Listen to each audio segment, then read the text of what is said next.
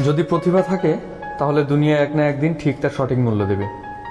তাই চেষ্টা না ছেড়ে নিজের প্রতিভাকে সাফল্যের জায়গায় নিয়ে যাও।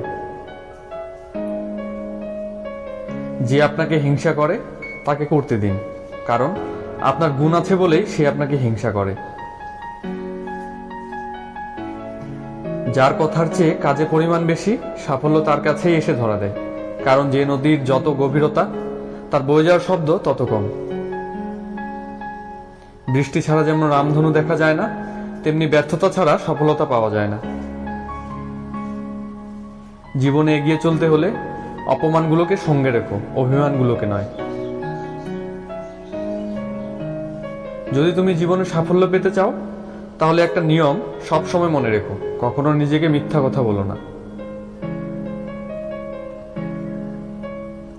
যারা জিততে চায় তারা কখনো হাল ছেড়ে দেয় না, আর যারা হাল ছেড়ে দেয় তারা কখনোই জেতে না। জীবনে যার লক্ষ্য যত বড় তার সফলতা তত বড়। তাই নিজের লক্ষ্য বড় করো, সফল তুমি হবেই। জীবনের চাহিদা যত কম, জীবনে তোমার সুখী হওয়ার সম্ভাবনা তত বেশি। তারাই আপনার অতীত নিয়ে কথা বলবে, যাদের আপনার বর্তমান নিয়ে কথা বলার যোগ্যতা নেই। অন্যের জীবনে নিজের স্থান খোঁজা বন্ধ করো, নিজের জীবনে নিজেকে আরো উঁচুতে নিয়ে যাও।